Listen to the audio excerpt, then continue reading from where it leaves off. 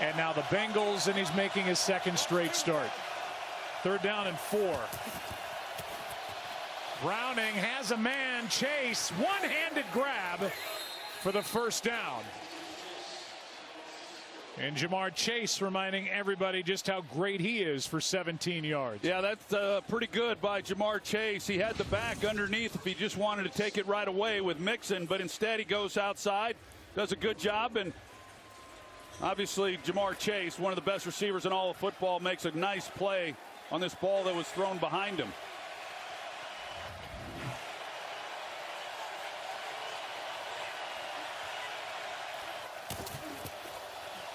Browning keeps, takes the bigger shot, and he's got Trenton Irwin. He had 2 receivers that were open. He took Irwin downfield for 24. An aggressive play call and throw for Jake Browning. Yeah, they come right back off the play action and get him on the move. And this is some of the things that Jake Browning does well and that Zach Taylor wanted to implement into this game plan tonight. Nice route by Irwin. He's able to get in behind, and a good throw by Jake Browning. And it's those type of completions you start to get them, that you start to develop a little bit of a rhythm and gain some confidence. He had Irv Smith underneath, but he took the bigger play and completed it. Browning cannot hook up with Tyler Boyd. And the first incompletion of the night. Boyd had a little room in front of him if they were able to connect. Yeah, he did, and that's a tough one because it was an easy throw. You check it down and you pick up some pretty good yards and stay ahead of the chains. But to go back to his career, especially in high school there in Folsom, California, to kind of, you mentioned over 220 touchdowns for his career. In high school, he was the Gatorade Player of the Year as a senior. That year alone, he threw 91 touchdown passes. 91 touchdown passes. 2nd and 10. Browning, he's got his tight end Hudson. And the big man rumbles inside the 20. These two have spent a lot of time together, throwing to each other practice after practice, and the former Tampa Bay Buccaneer good for 25. Well, Tanner Hudson, I mean, this guy has really come alive here in the last 4 weeks, and what he's been able to do in the passing game. He's become a quarterback favorite. Runs a good route. Rayshon Jenkins is who misses him on the tackle. It's Andre Sisco who goes down and is still on the ground right now. But there's Rayshon Jenkins. He has an opportunity, just doesn't really, it's not much of a tackle effort. But Tanner Hudson, he has really become friendly to these quarterbacks, and they have found him over the last 4 games. Sisco's able to get up and go to the sideline. When we talked to Zach Taylor about Hudson, obviously, I mean, you live this. You watch Jason Garrett and other backups of yours develop on-field relationship with different guys that they worked with during practice. I said, so now you got Tanner Hudson. He said, I'm telling you, Joe Burrow like Tanner Hudson, and if we had Burrow healthy right now, he too would be looking for Tanner Hudson because of the way he finds empty spots in a zone. I think for an inexperienced quarterback like Jake Browning, that tight end position, I would expect to see a lot of balls going to Tanner Hudson tonight because those are easier throws for a young player. Here's another one. Pass is complete, and it'll set up 1st and goal as T. Higgins is welcomed back with a 14-yard completion. Well, he sure is, and that's the things that T. Higgins can do. And when you've got a guy with his size that's running there on an inside breaking route, it's a really good job. And Browning, you see off the play fake, he immediately comes right off of it, knows where he's going with the football. An excellent job and a nice throw. Throwing way more down the field on this possession than the first 2. And then marched it down to the 6. And now Mixon still going. Touchdown, Cincinnati.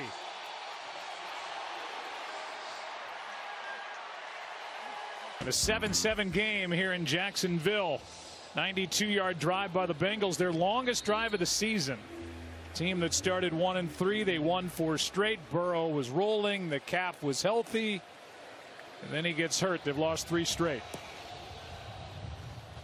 Browning able to move him down the field into the end zone, and this possession will start at the 25 for the Jaguars. As we look at the remaining schedule for the Jaguars, who could very well be the #1 seed. If they win here tonight, they'll walk out of the stadium the #1 seed in the AFC. And if they win out, they will get the first round bye in the conference. You see the percentage and the chances of winning those games going forward.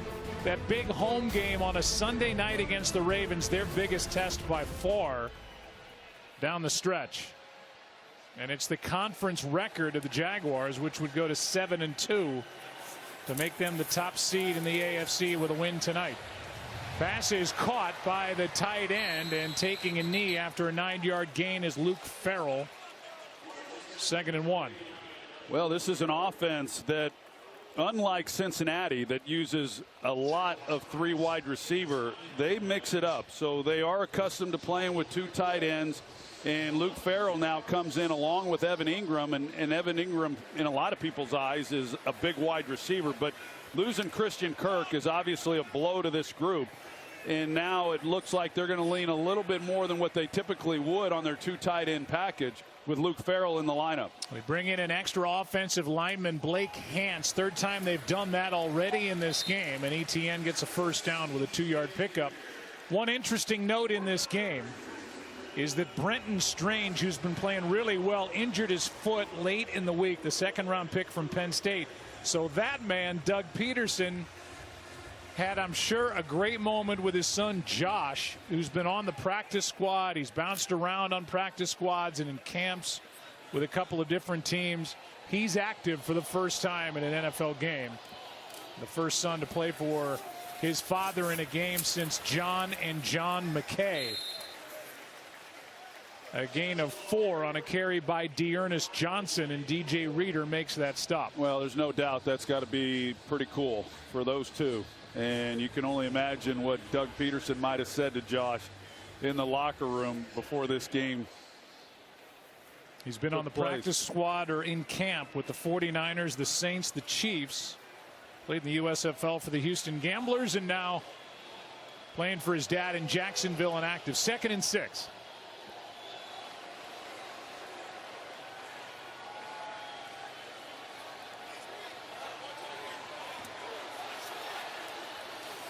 Quick throw, Ingram. Got a block from Zay Jones. Flag is down in the spot where the block was being made. And the Bengals know that this one is coming back. Holding. Offense, number 0. That's a 10-yard penalty. 2nd down. It's Calvin Ridley who is guilty of the hold, and that wipes away a 13-yard catch and run. Yeah, that was a good run, too, by Evan Ingram. This is a good call, though, by the official. You're going to see number 0 right there. He had a big hold and brings that back. But they almost didn't get that one off. They were rushed to get it snapped before the play clock had run down. But a good call there by the official. Had a hold of Dax Hill.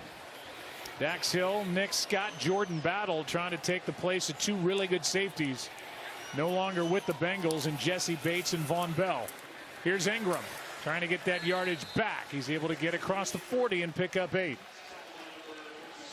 Been impressed watching Evan Ingram and what he's been able to do and the ways he's able to take advantage of some of these looks you get when they try to cover him, because of the fact that he's got such good size and he can run exceptionally well. So he's good after the catch, as we just saw on that prior play that got called back. But you know, he's just another weapon that Trevor Lawrence has at his disposal.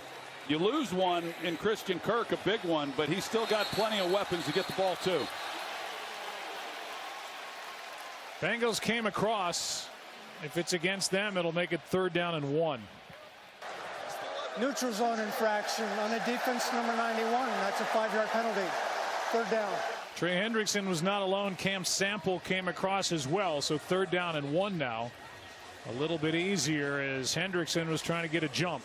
Well, I think that might have been a good penalty by Cincinnati, because they jump, I understand, but the way that they were aligned, that the Jags had 3 wide receivers to the field and they only had 2 defenders.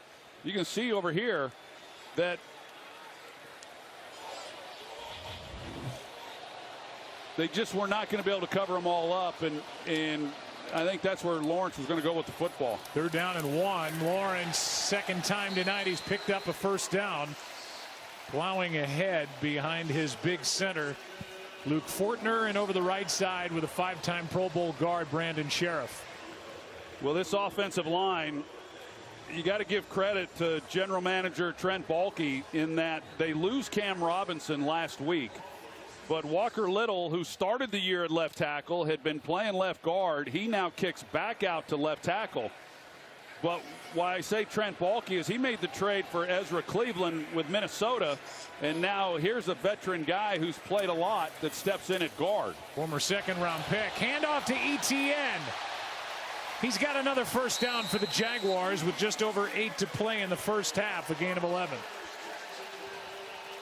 It has been a while since Etienne has seen a hole like this. So they're getting some pretty good movement, and you see the lane that he has.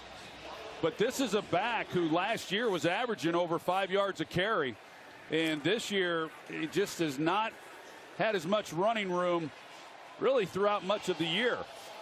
But this is a Bengals defense that has struggled in run defense. Dealing with a rib cartilage issue that surfaced last week in that win in Houston. Picks up 1. Was iffy during the week, but after missing his entire rookie year, he has not missed any since. 25th overall pick in 2021 out of Clemson, played there with Trevor Lawrence, and last year was a top 10 running back with regard to rush yards, number 8 in yards from scrimmage so far this season. 2nd and 9. Lawrence, Ridley, spinning catch, back shoulder throw, and a first down for Jacksonville. Gain of 20. Oh man, this is so good.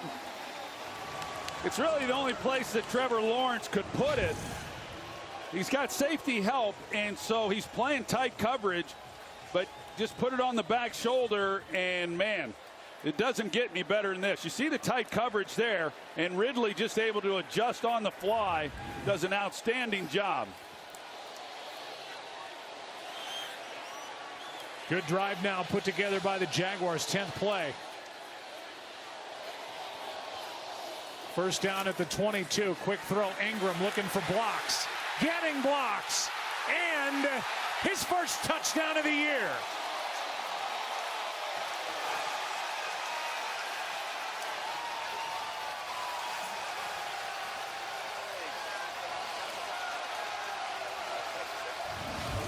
We'll make sure he stayed in.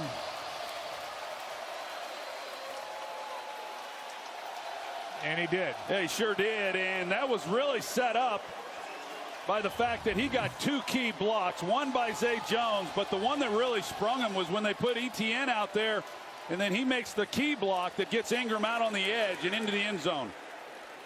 Former 1st-round pick by the Giants. The only thing that held back Evan Ingram, students to be active and play 60 minutes each day.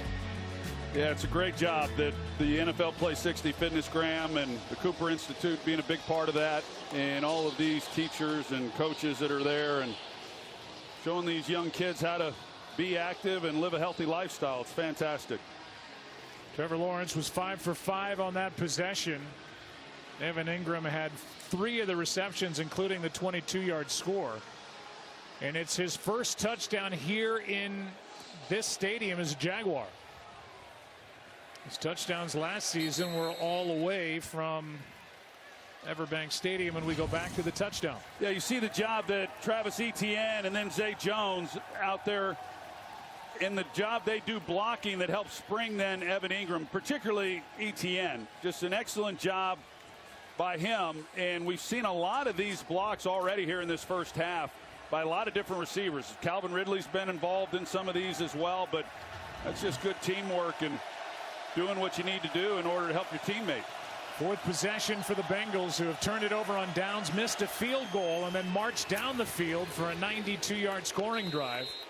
T. Higgins picks up a first down. Well, this offense, as we know, when it began, a lot of quick passes at the line of scrimmage, and they didn't get much, but that's okay because Zach Taylor was trying to get Jake Browning into a rhythm, and then once he started to settle in, that's when we started seeing the throws down the field, him getting outside the pocket. And there's a good look at some of the distances over the first quarter compared to the second quarter, and he looks like he has definitely kind of found his groove. Watch out here. Browning able to pull it down, get the completion. He finds the tight end Wilcox. He had a rusher right in his face, and Browning a nice job to complete it for 13. It's so hard to do, and it's why you usually boot to a quarterback's right, because to get turned the way that he does, it's a great job by Browning because he's anticipating that edge pressure. Otherwise, you come off that fake and you immediately get blown up. But he's anticipating hard edge pressure. He pulls back off of the play fake and makes a really nice throw. What could have been a negative play ends up being a first down. That was Trayvon Walker, who was right there for the Jaguars, and Browning just a little bit better. This one right up the gut. And a carry by Mixon on first down, a pickup of 7 as we send it down to Lisa Salters. Hey guys, well, for most of his NFL career, Jake Browning has been a third-string quarterback, and he told us he thought of himself as an ascending third-string quarterback, spent every offseason making sure he was doing everything he could to get better, which included spending lots of money on training without any guarantees. No guarantees of big contracts, but he put in the time and money anyway. He said that's betting on yourself. Lisa, thanks. And he went on to say, I've had a master's degree in focusing on what I can control. Well, what he's controlling tonight looks pretty darn good since they've opened it up and let him throw it downfield as Mixon gets 2 and a 3rd and short coming up. I really enjoyed our visit with him the other day. Just, you know, he's a guy that you just find yourself when you know of his story and, you know, what a great player he was in high school and in college, and then to be able to live his dream of playing in the NFL, but he just hadn't had that opportunity yet, and he has just kept betting on himself. He's been going to a lot of different gurus in the offseason, paying out of his pocket to improve his game, and now he gets a chance to showcase it for the world. They put it in his hands on 3rd down and 1, and he's got Mixon wide open. First down, Cincinnati.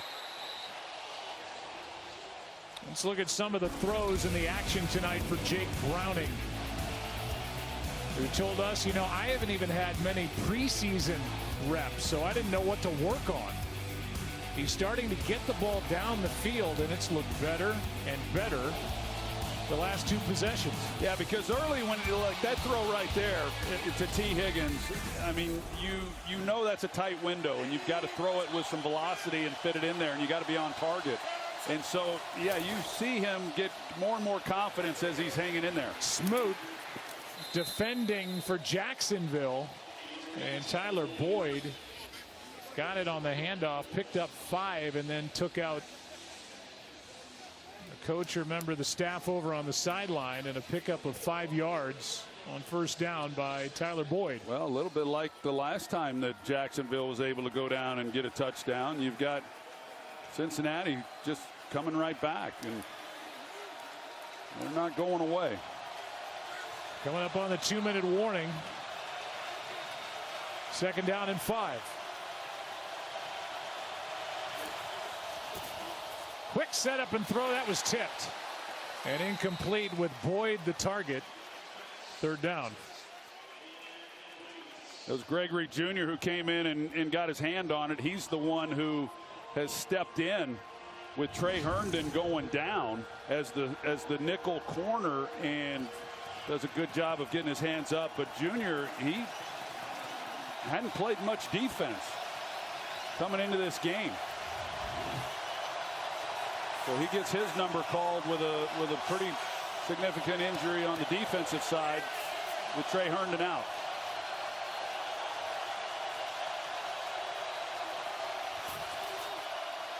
Third down. Boyd, first down. Good throw by Browning, and you can see, Troy, him moving players around before the snap. It's his 3rd year in the system. He knows what he's doing. He's been studying this offense, and Zach Taylor is not worried about him pre-snap getting guys in the right position. Well, the other thing that they're doing is they're keeping 6 guys in for protection. And so when you do that, it takes a lot of the burden off of the quarterback in having to set protection and know what edge you're taking care of. And last week, they used a lot of 5-man protections, and it was a little bit much for Jake Browning to handle. And because